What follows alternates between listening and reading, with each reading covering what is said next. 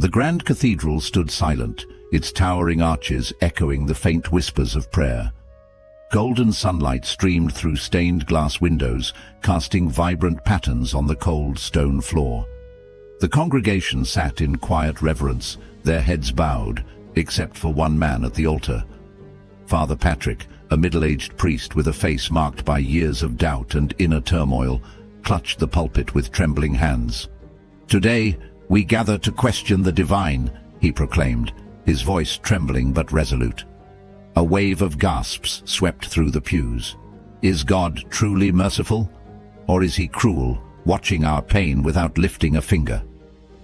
His words struck like lightning, electrifying the air. Murmurs erupted, and the faithful exchanged uneasy glances. Patrick's piercing blue eyes scanned the crowd, searching for someone to challenge his assertion. He had reached his breaking point after years of silent prayers and unanswered cries. His congregation had seen him as a beacon of faith, but today he was a man consumed by despair. Suddenly, the towering cross behind him creaked, the sound reverberating through the sacred space. The air turned heavy, charged with an unseen force. A gust of wind tore through the cathedral, extinguishing every candle, plunging the room into darkness.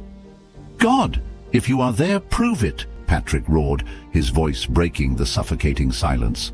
The crowd froze, their collective breaths caught. Then, as if in answer, the earth rumbled beneath their feet, and a booming voice echoed through the hall. "You question my mercy, witness my power." The congregation screamed as the ancient walls of the cathedral trembled. Father Patrick stood paralyzed, realizing his words had summoned something far beyond his understanding. The village surrounding the cathedral had always known Father Patrick as a man of unshakable faith.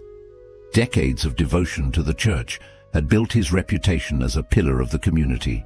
But hidden behind his serene exterior were scars carved by loss and unanswered prayers.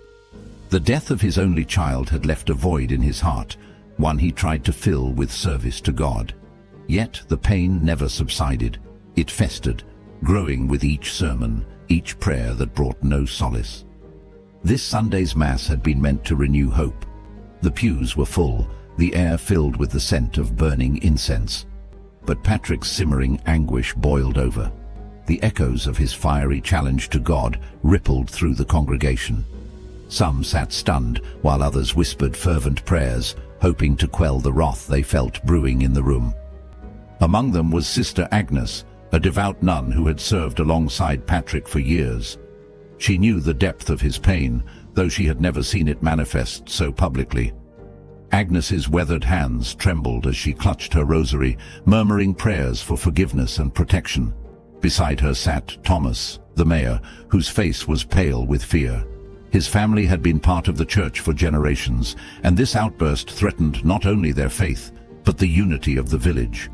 As the trembling of the earth subsided, the cathedral fell into an uneasy silence. Patrick turned to the altar, his breath ragged. He felt the congregation's eyes on him, some filled with fear, others with doubt. He struggled to steady himself, gripping the pulpit as he tried to comprehend what had just happened. But before he could speak again, a blinding light filled the room, casting stark shadows against the ancient stone walls. The light coalesced into a figure, a radiant, otherworldly being with piercing eyes that seemed to see through Patrick's soul. The congregation recoiled, many falling to their knees in awe and terror. "You have called and I have come," the being intoned, its voice reverberating with an unearthly resonance. "Do you dare to question the will of the Almighty?" Patrick's legs buckled and he sank to his knees. His defiance wavered, replaced by a primal fear. I only seek understanding," he stammered, his voice barely audible. The being's gaze swept over the congregation. "Understanding comes at a cost," it declared. "Will you bear the burden of the truth?" Sister Agnes found the courage to step forward, her voice trembling but firm. "Lord, we are but your servants. Show us mercy." The being turned to her, its expression inscrutable. "Mercy is earned, not demanded," it replied. "You shall witness what lies beyond your comprehension, but be warned, The truth will shatter your faith." As the being faded into a shimmer of light, the congregation remained frozen, grappling with the enormity of what they had just experienced. Patrick, still on his knees, felt a crushing weight on his soul. His challenge had been answered, but the cost was yet to be revealed. The days that followed were a whirlwind of unease and speculation. Whispers spread through the village like wildfire. Some claimed it was a divine miracle, others a punishment. Patrick secluded himself in the rectory, his mind racing with questions and fears. Meanwhile, Sister Agnes took it upon herself to guide the shaken congregation, urging them to pray and seek solace in their faith. One evening, as the sun dipped below the horizon, Patrick heard a knock at his door. It was Thomas, the mayor, flanked by a few village elders. Their faces were grim, their voices filled with urgency. "Father, the village is in turmoil," Thomas said. "We need answers.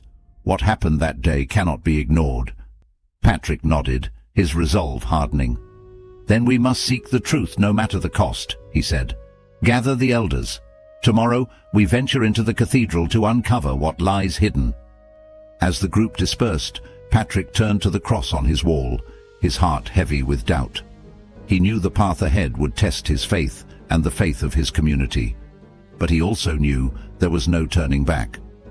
The answers he sought awaited him in the depths of the cathedral, where light and shadow intertwined, and where the divine and the mortal would collide. The next morning, the village elders gathered at the cathedral's entrance, their faces etched with a mix of fear and determination.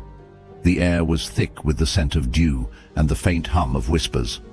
Patrick led the group, a lantern in hand, its flickering light casting eerie shadows on the ancient stone walls. As they stepped inside, the familiar warmth of the sacred space was replaced by an oppressive chill. "Father, are you certain about this?" Thomas asked, his voice barely above a whisper. Patrick nodded. "Faith is not blind. It is a journey through darkness in search of the light." The group descended into the cathedral's crypt, a labyrinth of stone corridors that seemed to stretch infinitely into the earth. The flickering lantern illuminated carvings on the walls, depictions of angels, saints, and battles between good and evil. But as they ventured deeper, the carvings grew darker, more grotesque. Images of suffering and torment replaced those of salvation. "What is this place?" Sister Agnes murmured, clutching her rosary tightly. "A history we were never meant to uncover," Patrick replied, his voice tinged with unease. Finally they reached a massive iron door, its surface etched with symbols and words in an ancient language. Patrick placed a trembling hand on the door, feeling the cold metal beneath his palm. With a deep breath, he pushed it open, revealing a chamber bathed in an eerie, otherworldly glow. In the center of the room stood an altar, its surface covered in strange markings. Surrounding it were relics, ancient texts, artifacts, and a stone tablet inscribed with a language none of them recognized. Patrick approached the altar, his heart pounding in his chest. This is where the answers lie," he said, his voice barely audible. As the group began to examine the relics, a sense of dread settled over them. Patrick's hands hovered over the stone tablet, his mind racing with questions. What secrets did it hold? And what price would they pay for uncovering them? The hidden chamber beneath the cathedral was thick with tension. Father Patrick and the group of elders stared at the altar, its surface marked with strange symbols and ancient carvings. The crypt's oppressive air pressed against their chests, a reminder of the gravity of their discovery. Patrick felt a shiver run down his spine as he placed his trembling hands on the cold stone tablet. "What do you see?" Thomas, the mayor, asked, his voice barely above a whisper. Patrick lifted the tablet, its weight heavier than he anticipated. Beneath it lay a scroll, yellowed with age and tied with a deep red ribbon. Carefully, he unfurled it. The writing was in Latin, but it was unlike anything Patrick had seen before, archaic, almost otherworldly. He handed it to Sister Agnes, who was more familiar with ancient texts. Agnes's brow furrowed as she examined the scroll. "This speaks of a pact," she murmured, "a covenant sealed with blood to protect the church and the village." Her voice trembled as she continued. The price of that protection was sacrifice. The group exchanged uneasy glances. Patrick's grip tightened on the edge of the altar. What kind of sacrifice? He asked, though he feared the answer. Agnes pointed to a phrase near the bottom of the scroll. It mentions the blood of the innocent and a watcher. She paused, her voice faltering. Whoever or whatever this watcher is, it's bound to this place. Before anyone could respond, the chamber seemed to come alive. A low hum reverberated through the stone walls, growing louder with each passing second. The air grew colder, and the faint glow of the altar intensified. Shadows danced along the edges of the crypt, forming shapes that seemed almost human. Thomas stepped back, his eyes wide with fear. "What is happening?" he demanded. Patrick steadied himself, drawing a deep breath. "We've awakened something," he said. "Something that has been waiting for centuries." As the hum reached a crescendo, a figure began to materialize near the altar. It was tall and cloaked in darkness, its form shifting and indistinct. The group recoiled in terror as the figure's eyes glowed with an unnatural light. "You seek truths that were buried for a reason," the figure intoned, its voice deep and resonant, reverberating through the chamber. Patrick stepped forward, his legs trembling but his resolve firm. "Who are you?" he asked. The figure's gaze fixed on him.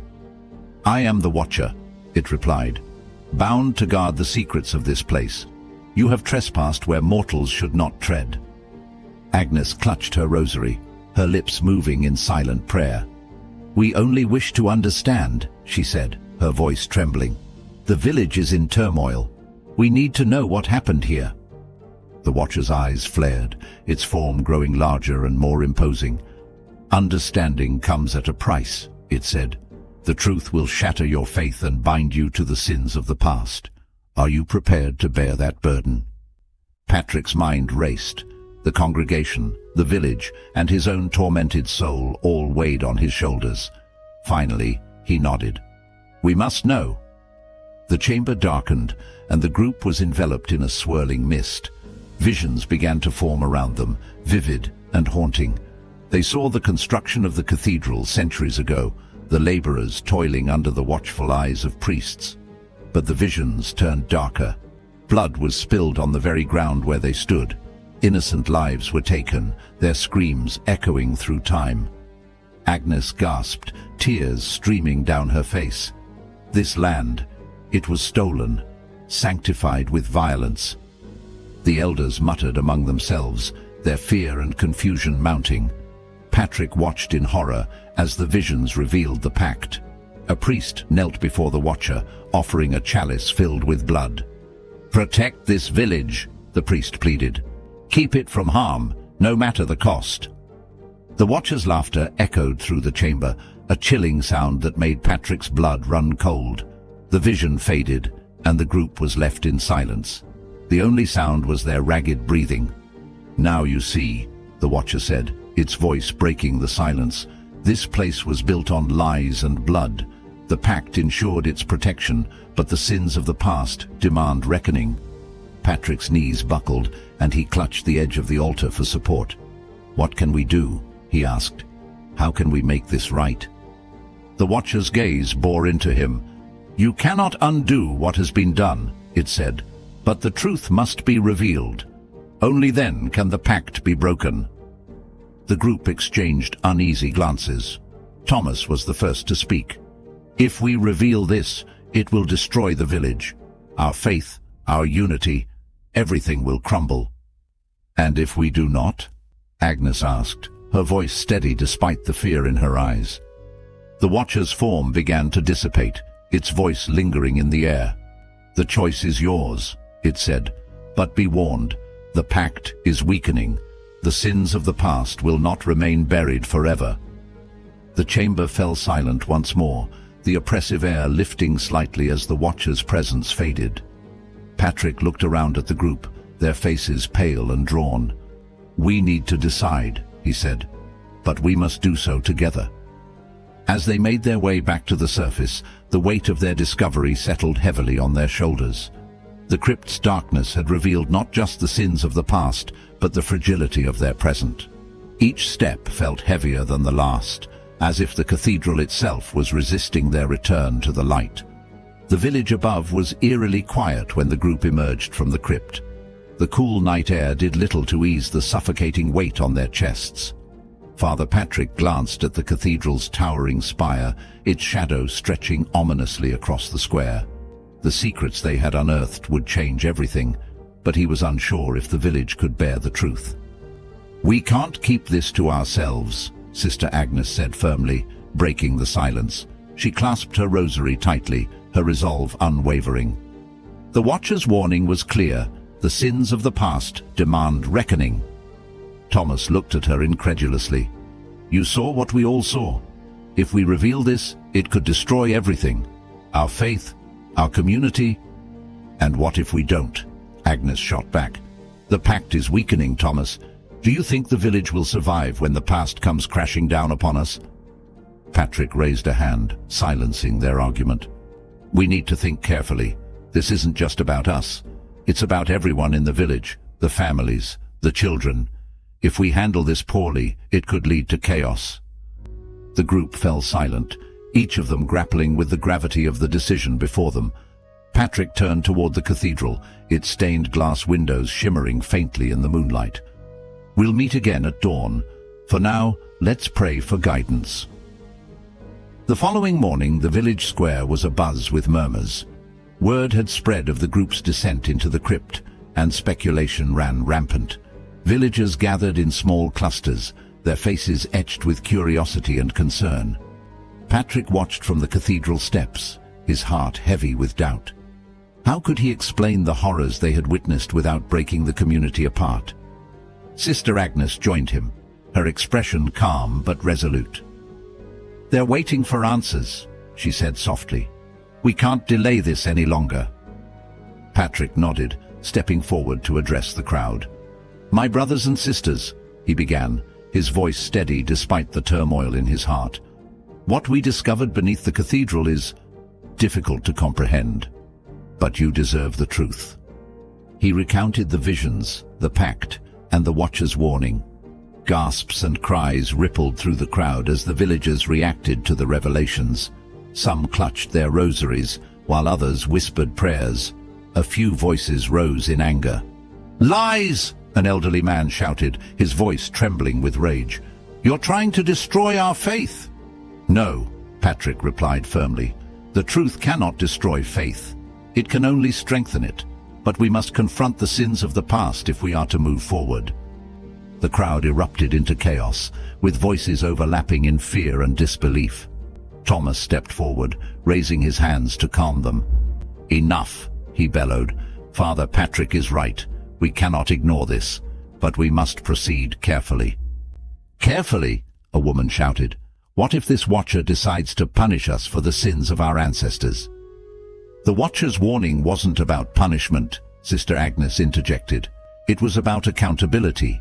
We have the power to decide our future, but only if we face the truth with courage." Gradually, the crowd began to settle, though the tension lingered. Patrick took a deep breath, his resolve hardening. "We will hold a council tonight," he announced. "Every villager is welcome. Together, we will decide how to move forward."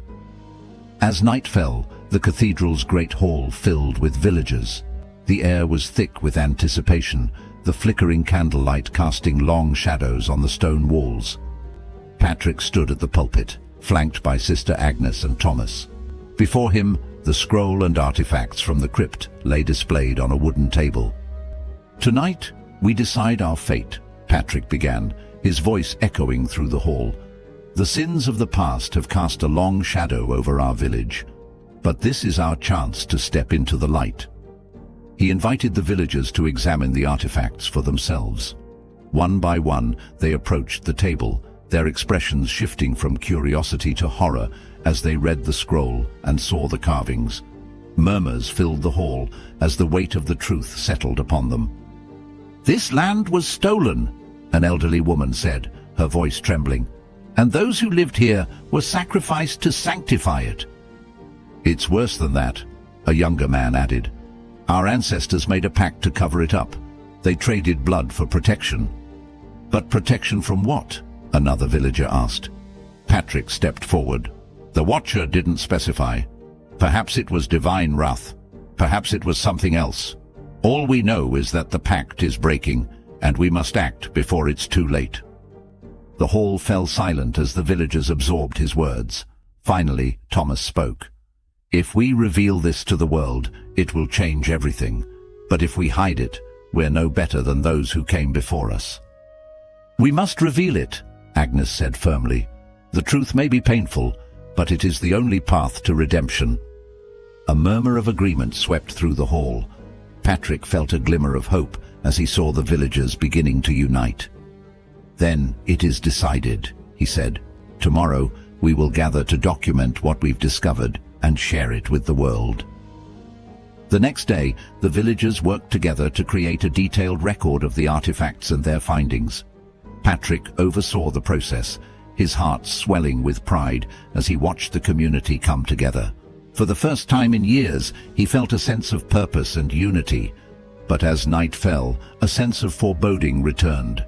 Patrick couldn't shake the feeling that something was amiss. He walked through the cathedral, the faint echo of his footsteps the only sound. Suddenly, a chill ran down his spine. "You have chosen the path of truth," a familiar voice said. Patrick turned to see the Watcher standing in the shadows, its glowing eyes piercing the darkness. "But the pact is not yet broken." "What do you mean?" Patrick asked, his voice steady despite the fear coursing through him. "The sins of the past demand more than words," the Watcher replied. "The reckoning is not complete." Patrick's heart sank. What must we do? The Watcher stepped closer, its form towering over him. "You must face the consequences. Only then can the village be freed." Before Patrick could respond, the Watcher vanished, leaving him alone in the cavernous hall. He knew what had to be done, but the weight of the task threatened to crush him. The following morning, Patrick gathered the villagers once more. "The Watcher has spoken," he said, his voice heavy with emotion. "Our work is not yet done. To break the pact, we must confront the past fully and accept its consequences." The villagers listened in solemn silence. They knew the road ahead would be difficult, but they also knew it was necessary. Together, they vowed to face whatever lay ahead, united in their pursuit of redemption. As the dawn broke over the village, the atmosphere was heavy with an almost palpable sense of foreboding. The villagers gathered in the square, their faces a mixture of fear and determination. Father Patrick stood at the forefront, his robes fluttering slightly in the cool morning breeze. Beside him were Sister Agnes and Thomas, the mayor, both of whom wore expressions of solemn resolve. "Today is the day we confront the past," Patrick began, his voice steady but laden with emotion. "The Watcher has demanded accountability, and we must answer." The villagers murmured among themselves, the weight of Patrick's words sinking in. The artifacts and scrolls from the crypt were laid out on a makeshift altar in the center of the square, a stark reminder of the sins that had bound them for generations. Patrick stepped forward and knelt before the artifacts, clasping his hands in prayer. "We ask for guidance," he said, his voice carrying across the square. "We seek to atone for the blood spilled on this land. Let us face whatever judgment awaits with courage." As he spoke, the wind began to pick up, swirling through the square and sending a chill down the spines of the gathered crowd. A deep rumble echoed from the direction of the cathedral, and the ground beneath their feet trembled. Gasps and cries rippled through the crowd as they turned to see the Watcher materialize at the steps of the cathedral, its towering form cloaked in shadow and light. "You have chosen the path of truth," the Watcher intoned, its voice reverberating through the square. "Now you must complete what was begun. The sins of the past demand sacrifice." Patrick stepped forward, his heart pounding but his resolve unshaken. "What sacrifice?" he asked, his voice firm. "We have already exposed the truth. What more must we do?" The Watcher's glowing eyes bore into him. "Words are not enough," it replied. "To break the pact, you must offer something of equal value to what was taken. The innocent blood spilled to sanctify this land must be atoned for with an act of true selflessness. The villagers exchanged uneasy glances, their whispers filled with fear and uncertainty. Thomas stepped forward, his expression grim. "What kind of act?" he asked. The watcher gestured toward the altar, its movements slow and deliberate. "The land must be cleansed," it said.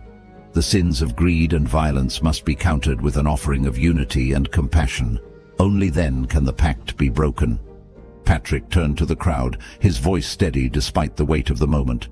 "We must come together as a community," he said. "If we each offer something of ourselves, perhaps it will be enough to break the pact and free us from this curse." The villagers hesitated, their fear palpable. But one by one, they began to step forward. An elderly woman placed a basket of bread on the altar, murmuring a prayer for forgiveness. A young boy offered a toy, his small hands trembling as he placed it beside the artifacts. Families brought trinkets, heirlooms, and personal belongings, each item representing a piece of their lives and their willingness to atone.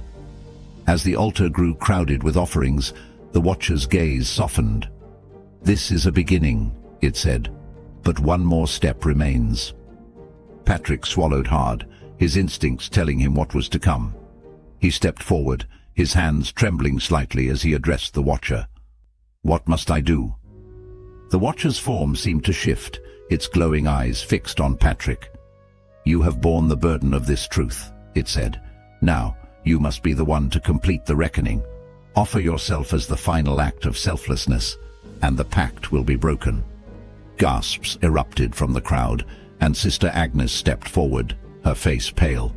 "No," she said firmly. "There must be another way." Patrick turned to her, his expression calm but resolute.